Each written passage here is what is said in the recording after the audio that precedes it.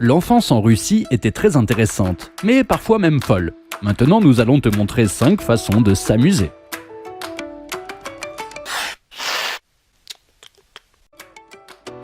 Même de nos jours, dans les pharmacies, on peut acheter de tels coussins pour les doigts qui protègent les doigts blessés de la saleté.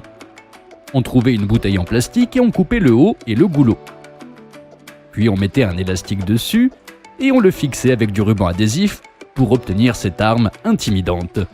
On plaçait une balle à l'intérieur, on tirait un élastique dessus. Un tir était assez puissant pour briser du verre. Parfois, on prenait 2 boulons et un écrou, des allumettes, de la ficelle et un sac. Un des boulons était muni d'un écrou. L'espace ainsi créé était bourré de soufre d'allumettes et le deuxième boulon était vissé par-dessus. Ensuite, un sac a été tiré sur le bord et fixé avec de la ficelle. Il restait à jeter le tout en l'air. Après être tombé sur une surface dure, il y a eu une explosion et les boulons se sont éparpillés dans différentes directions. Ne répétez pas les actions montrées dans cette vidéo, c'est très dangereux. Avec une bouteille en plastique, un peu d'eau et une poignée de carbure, nous avons rapidement versé le carbure à l'intérieur de la bouteille. Fermez le bouchon et laissez la bouteille sur le sol. Les gaz libérés déchiraient la bouteille de l'intérieur avec une telle force qu'elle se déformait en forme de saucisse et explosait bruyamment.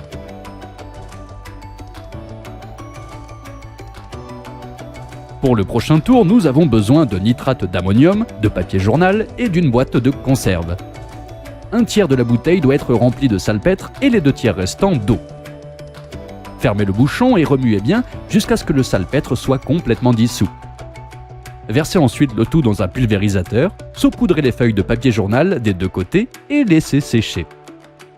Pendant ce temps, coupez le haut de la boîte et faites-y de petites incisions longitudinales.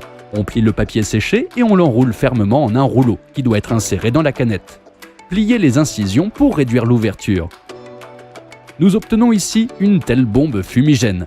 La seule chose qui reste à faire est d'allumer le papier et de regarder l'énorme quantité de fumée qui se dégage. En utilisant une feuille de papier, de la peinture argentée, du dioxyde de manganèse et de la ficelle, nous avons fabriqué des paquets explosifs.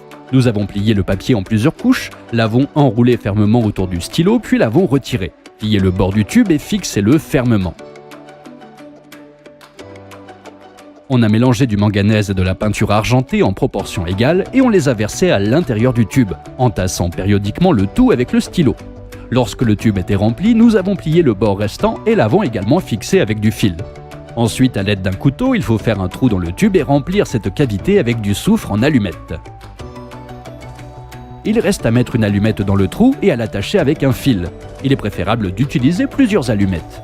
Si tu allumes l'allumette la plus éloignée du trou, cela donne du temps à la détonation. L'explosion est très forte et spectaculaire.